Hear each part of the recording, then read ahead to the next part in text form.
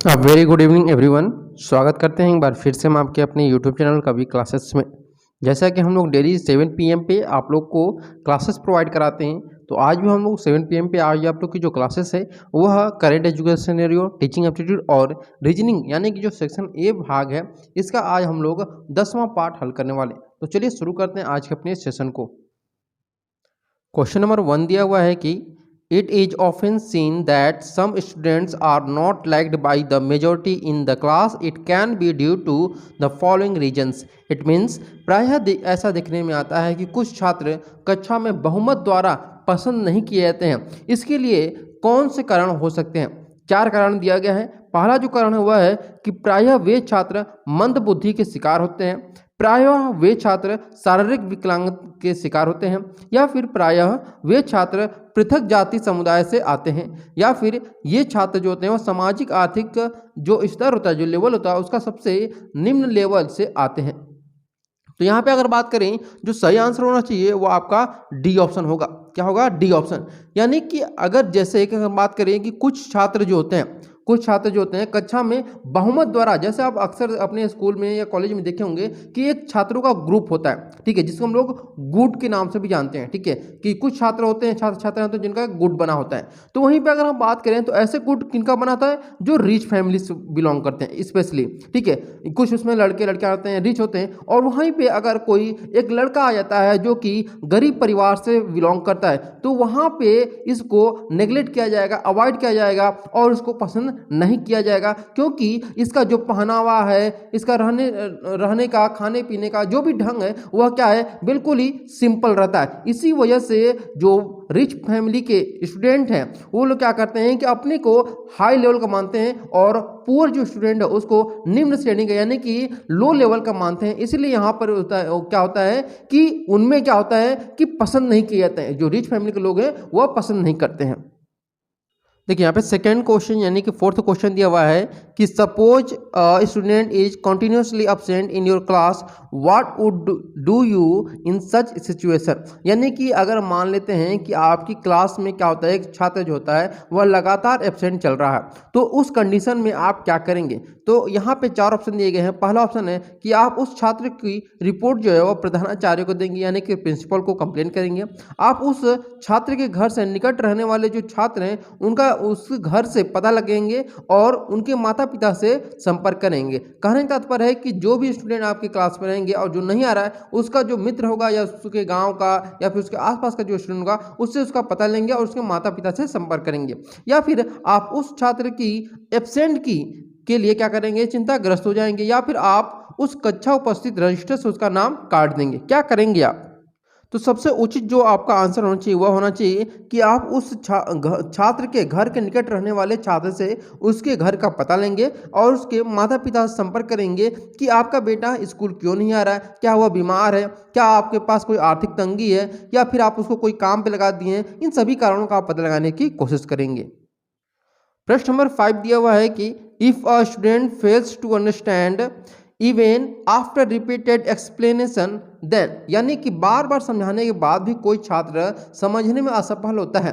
यानी कि एक छात्र कोई आपसे प्रश्न पूछा और आप उसे क्या किए कि 2 बार 3 बार 4 बार उस सवाल को समझाएं, लेकिन फिर भी जो छात्र है वह समझने में असमर्थ हो रहा है, यानी वह आपके बताए गए जो सॉल्यूशन है, जो तरीका आपका है उससे वह समझ नहीं पा रहा है, तो क्या होगा? सबसे ज़्यादा आपको बुरा लगेगा, या फिर अपने अध्यापन कला की किसी अन्य विधि के बारे में सोचेंगे। यानी कि आप जो टीचिंग स्टाइल से अपने स्टूडेंट को समझाने की कोशिश करें, अगर उन्होंने नहीं समझ रहा है तो आप क्या करेंगे? अपने जो टीचिंग स्टाइल है उसको आप चेंज करेंगे, कोशिश करेंगे, ठीक है, ये आपका हो गया। थर्ड ऑप्शन दिया है कि मैं अपने विचार अभिव्यक्त करने में अपने आप को अयोग्य महसूस करूंगा। यानी कि आप जैसा कि आपको लगेगा कि ग्लानि महसूस होगा कि अब तो मैं उसको समझा नहीं पा रहा हूँ, मैं अच्छा टीचर नहीं हूँ, मैं बैड टीचर हूँ, मुझे मेरे में एबिलिटी नहीं है, मेरे में योग्यता नहीं है। ये सारी चीज़ें आप क्या करने लगेंगे? सोचने लगेंगे। या फिर आप क्या करेंगे कि मैं सोचता हूँ कि वह छात्र वास्तव में मंदबुद्धि है। यानी कि आप फिर सोचने लगेंगे कि यह छात्र जो है वह सच में गधा है, वह गधे का बच्चा है, वह कुछ भी नहीं समझ पाएगा। तो वहाँ पे आपका क्या होगा कि सबसे उचित जो आंसर होगा वह यह होगा कि अपने अध्यापन कला की किसी अन्य विधि के बारे में सोचेंगे। यानी कि किस प्रकार से उस छात्र को समझाएं, चाहे वह किसी अभी मान लीजिए वस्तु का प्रयोग करके आप उसको समझा सकते हैं, या फिर खेल कूद के माध्यम से उस सवाल को उसको आप समझा सकते हैं। ठीक है, ये बहुत सारे तरीके हैं, तो उन तरीकों में से कौन सा आप तरीका आजमाएं कि वो बच्चा आपसे संतुष्ट हो सके और आपके सवाल को जवाब भी दे सके। क्वेश्चन नंबर 6 दिया हुआ है कि when you are teaching a class, you come to know that some students are not good in your class while others are not present in the education while they were present in other teachers class. What would be your most reasonable conclusion? यानी कि अगर आप यहाँ पे प्रश्न पूछा है कि आप जब एक कक्षा को पढ़ा रहे हैं और आपको पता चलता है कि कुछ विद्यार्थी जो हैं वह आपकी कक्षा में अच्छा नहीं है, यानी कि वह अच्छे पढ़ने में नहीं है, तो जबकि दूसरे शिक्षा में उपस्थित नहीं है और जबकि दूसरे वाले में वह भी एब्सेंट है, तो जबकि दूसरे शिक्षक की कक्षा में वह उपस्थित हैं, यानी कि जो अदर टीचर है उनकी क्लास में प्रेजेंट रहते हैं लेकिन आपकी क्लास में एब्सेंट रहते हैं, तो आपको सबसे जो ज़्यादा निष्कर्ष वाली चीज़ है वह क्या लगेगी?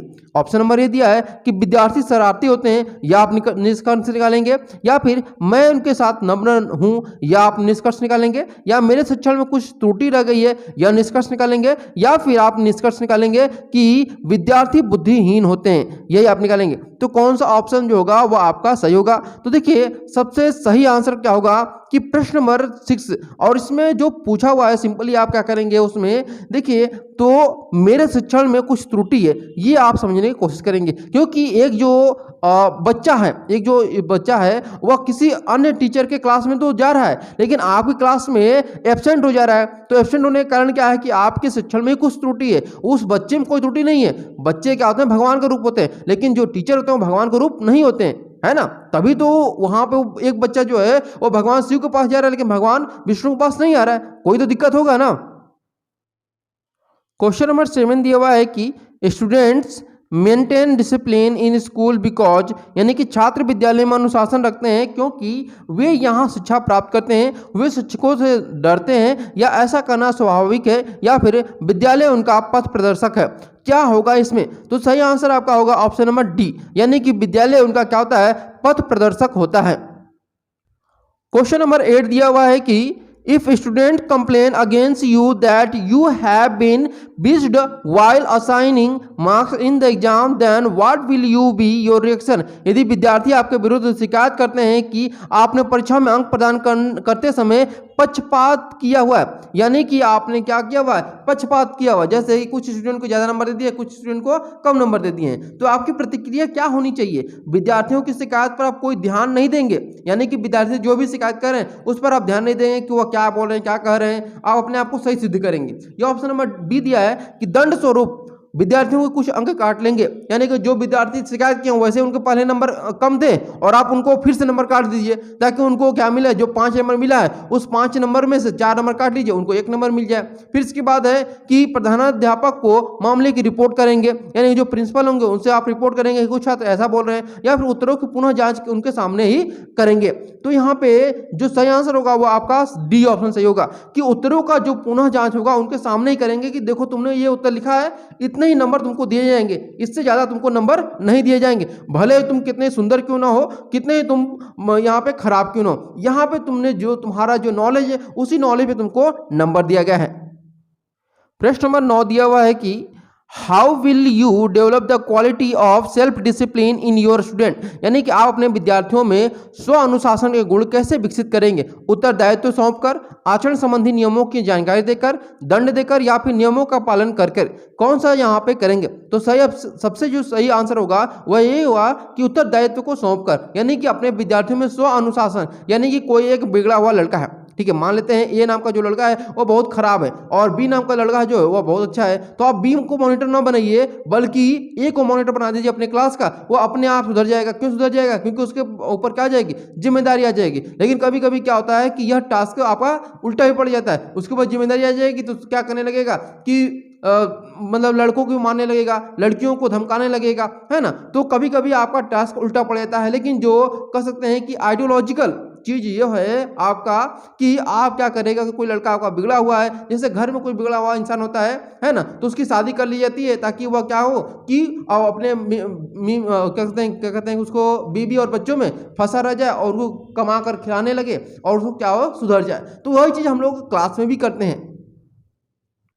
प्रश्न नंबर 10 दिया हुआ है कि what instruction should the teacher give to find answers to question in the class, यानी कक्षा में प्रश्नों को उत्तर खोजने के लिए अध्यापक को क्या निर्देश देना चाहिए। प्रश्नों को उत्तर पुस्तकालय में तलाश करो, प्रश्नों को उत्तर अध्यापकों से पूछो, प्रश्नों को उत्तर अपने आप बताओ या फिर प्रश्नों को उत्तर पाठ्य पुस्तक से ज्ञात करो। कौन सा यहाँ पे आंसर सही होगा? तो देखिए ऑप्शन नंबर डी जो होगा वह सही होगा कि प्रश्नों को उत्तर पाठ्य पुस्तक से ज्ञात करो, यह सही आंसर होगा। क्वेश्चन नंबर 11 दिया हुआ है कि in which year was IGNOU established, यानी कि इग्नू की जो स्थापना है वह किस वर्ष हुई थी? 1955 में, 1965 में, 1975 में या फिर 1985 में, किस वर्ष हुई थी? तो देखिए यहाँ पे सही आंसर जो होगा कि इग्नू की जो स्थापना है वह 1985 में हुई थी। कब हुई थी आपकी? 1985 में हुई थी। प्रश्न नंबर 12 दिया हुआ है कि when was the central institute of educational technology CIET established, यानी कि केंद्रीय शैक्षिक तकनीकी संस्थान CIET की स्थापना कब हुई थी? 1954 में, 1964 में, 1984 में, 1994 में। तो कब हुई थी? तो आपका सही आंसर होना चाहिए प्रश्न नंबर 12 का C, यानी कि 1984 में केंद्रीय शैक्षिक तकनीकी संस्थान की स्थापना हुई थी। प्रश्न नंबर 13 दिया हुआ है कि what was the name of the first educational television channel of Doordarshan, यानी दूरदर्शन के प्रथम शैक्षिक टेलीविजन चैनल का क्या नाम था? ज्ञान दर्शन, कृषि दर्शन, मनोदर्शन या नन ऑफ एबव। तो कौन सा सही आंसर होगा? तो प्रश्न नंबर 13 का यहाँ पे अगर हम बात करें कि दूरदर्शन के प्रथम शैक्षिक टेलीविजन का नाम आपका ज्ञान दर्शन था। प्रश्न नंबर 14 दिया हुआ है कि when is education day celebrated, यानी कि शिक्षा दिवस कब मनाया जाता है? 11 सितंबर को, 11 अक्टूबर को, 11 नवंबर को, 11 दिसंबर को, किस दिन मनाया जाता है? तो सही आंसर होगा आपका 11 नवंबर को। ठीक है, शिक्षा दिवस कब मनाया जाता है? तो आपका 11 नवंबर को मनाया जाता है। तो आज हम लोग अपने सेशन को यहीं पे एंड करेंगे, क्योंकि कुछ हम लोग अगले सेशन में क्या करने वाले हैं कि 20 प्रश्नों को फिर से हल करेंगे। ठीक है, तो आज हम लोग 14 प्रश्नों को हल करने वाले हैं। तो उम्मीद करते हैं आज आप लोग का जो सेशन है वो आप लोग को अच्छा लगा होगा। अगर आपको अच्छा लगे तो जरूर सेशन को लाइक करिएगा, शेयर करिएगा, और जो भी लोग यहाँ पे नया है वो जरूर हमारे यूट्यूब चैनल को सब्सक्राइब करिएगा, ताकि आपको इसी प्रकार के अच्छे अच्छे प्रश्न मिलते रहें। Thank you so much for watching this video.